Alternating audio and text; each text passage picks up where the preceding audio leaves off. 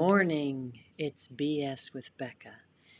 It's not what you're thinking today. BS is be solitary.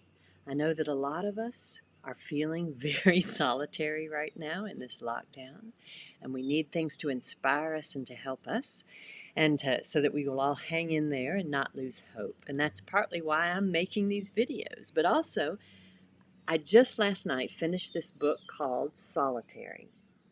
And it's written by a man named Albert Woodfox. And Albert was he's still alive, I should say he is. He was put in prison, actually for a crime that he did commit. But once he got in there, well, it's a long story, you'll have to read the book. But he learned about the Black Panthers. Now, I admit, even I myself had always heard that Black Panthers were these very angry, violent people who wanted to, do violence toward others. When in fact, it turns out they actually tried very hard to make Black people stand up for themselves and be proud of who they are and see themselves as beautiful. They were sort of part of in the 1960s, the first of the Black is Beautiful movement, but they were doing it for men. And they were encouraging men not to commit crimes and to be better people. And of course, this intimidated certain members of another race who's a different color, that we say, shall we say. Um, and so they were actually, the FBI actually infiltrated the Black Panthers and tried to bring them down. You can also, if you read about Malcolm X, you'll find out he also it's actually a specific branch of the FBI called COINTELPRO that actually went after people in the Black Panther movement because they were intimidated by them.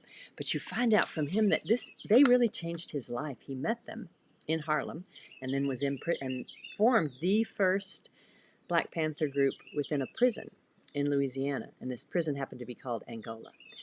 And of course, the leadership of the prison found out about it. He was organizing, he got them to stop rapes inside the prison. Can you imagine? And it turns out the guards were benefiting from money from the rapes and from sexual predating.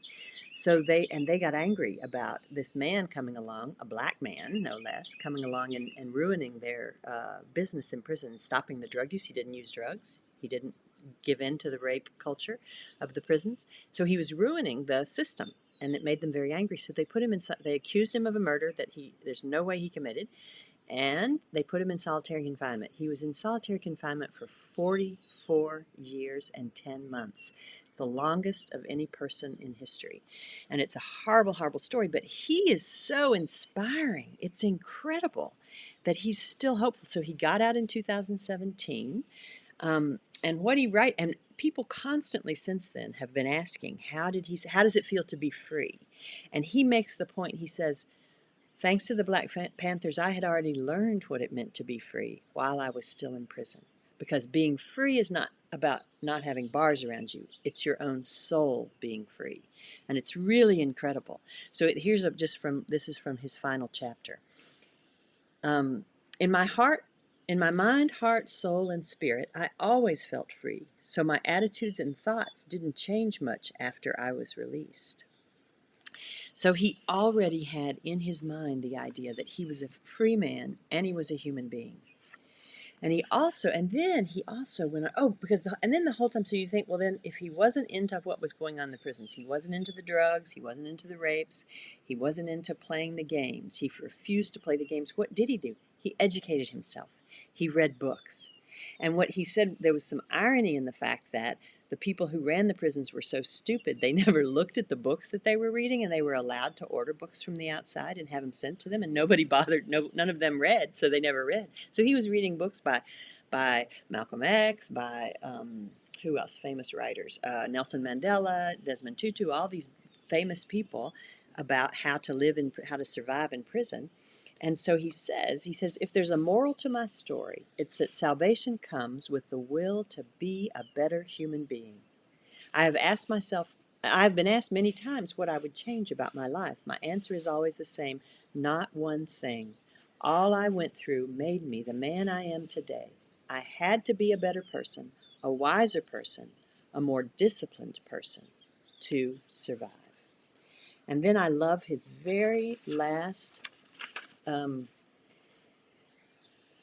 paragraph, he says, to those of you who are just entering the world of social struggle, welcome. To those of you who have spent years struggling for human rights and social justice, don't give up. Look at me and see how the strength and determination of the human spirit defy all evil. For 44 years, I defied the state of Louisiana and the Department of Corrections. Their main objective was to break my spirit. They did not break me. I've witnessed the horrors of human cruelty to humanity. I did not lose my humanity. I bear the scars of beatings, loneliness, isolation, and persecution. I am also marked by every kindness. So he ends the book by saying that in spite of all of this, he still sees and has experienced the kindness in humankind. So while we're in this solitary lockdown that we are all in now, certainly not as cruel as his, but still we all are suffering from it, I encourage you, if you can, to find this book, find it online. If you really want a copy, I'd send this one to you, but it belongs to the library, and I'm going to have to return it after the lockdown. But I would be happy to get a copy for you and send it to you, so let me know in the comments if you want a copy. Anyway, just remember what he says, that it's not our external situation that determines whether we are imprisoned or in lockdown or not. It's our own inner spirit. And our inner spirit, if we work on constantly improving it, no type of lockdown or bars or even cruelty of other human beings towards us can keep us in lockdown. So that's my good word today. Amazing message of hope from this amazing man, Albert Woodfox. So I do hope you'll find him and read about him online and see what he's trying to do now to get other people out of solitary confinement like he was. So be solitary, hang in there in this time when we're all forced to be solitary even against our own will, and know that I'm thinking of you, and I will see you next time. Thanks for joining me.